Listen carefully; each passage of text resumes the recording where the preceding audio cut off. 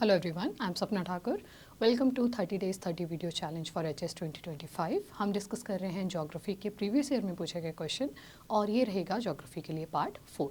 इस fourth part का हमारा फर्स्ट क्वेश्चन है कंसीडर द फॉलोइंग स्टेटमेंट्स. दो स्टेटमेंट आपके पास दी गई हैं. फर्स्ट स्टेटमेंट रहेगी either of two belts over the ocean at about 30 degree to 35 degree north and south latitude is known as horse latitude. यानी कि 30 to 35 degree north and south उन दोनों को बोला जाता है हॉर्स लैटिट्यूड, जिसे हम हिंदी में कहते हैं अश्व अक्षांश. दूसरी स्टेटमेंट है हमारे पास horse latitudes are low pressure belt. जो हॉर्स लैटिट्यूड्स हैं कि वो निम्न वायुदाब की पेटियां हैं, लो प्रेशर बेल्ट्स हैं.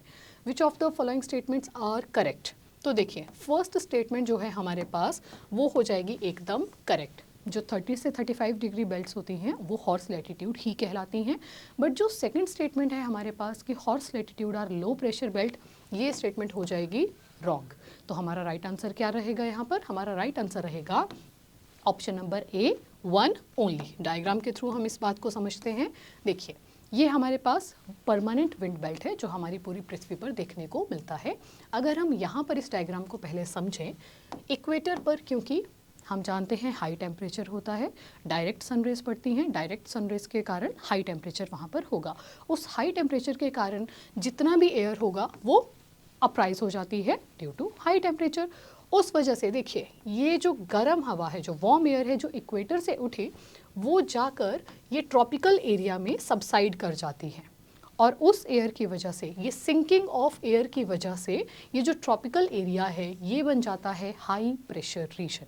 अगर आप यहाँ पर इस डायग्राम को देखें तो देखिए जो हमारे पास 30 से 35 डिग्री वाली बेल्ट है जिसको हम बोलते हैं सब ट्रॉपिकल हाई, तो ये हाई प्रेशर यहाँ पर किस वजह से बना? Due to sinking of air. तो फर्स्ट स्टेटमेंट हमारी राइट थी कि उसे हॉर्स लैटिट्यूड कहते हैं, बट सेकंड स्टेटमेंट रॉन्ग हो गई क्योंकि यहाँ पर लो प्रेशर नहीं बल्कि यहाँ पर हाई प्रेशर जोन जो है वो बनता है. चलते हैं नेक्स्ट क्वेश्चन पर. नेक्स्ट क्वेश्चन है हमारा given below are two statements. दो स्टेटमेंट्स दी गई हैं हमारे पास. First statement is areas near the equator receive rainfall throughout the year. जो इक्वेटर के आसपास के क्षेत्र हैं वो पूरे वर्ष भर वहाँ पर वर्षा होती है.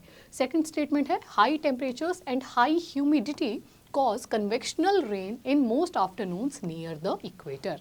सेकंड स्टेटमेंट ये कह रही है कि हाई टेम्परेचर के कारण, उच्च तापमान के कारण तथा उच्च आर्द्रता के कारण इक्वेटर वाले क्षेत्रों में हर आफ्टरनून में संवहनीय वर्षा होती है, कन्वेक्शनल रेनफॉल होती है. और हमें बताना है कि क्या दोनों स्टेटमेंट्स सही हैं या नहीं. देखिए यहाँ पर दी हुई दोनों स्टेटमेंट्स बिल्कुल करेक्ट हैं, तो हमारा ऑप्शन क्या रहेगा करेक्ट? ऑप्शन नंबर ए हो जाएगा correct. Both A and R true and R is the correct explanation of A. इसे भी हम डायग्राम के थ्रू समझते हैं. देखो 3 प्रकार की मेन रेनफॉल है जो हम पढ़ते हैं. वो 3 प्रकार की कौन सी होती है? Convectional, orographic and cyclonic rainfall. इस वीडियो में हम डिस्कस कर रहे हैं कन्वेक्शनल रेनफॉल को.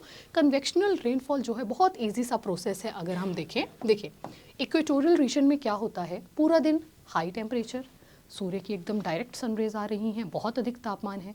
उस बहुत अधिक तापमान के कारण हाई इवेपोरेशन भी होगा.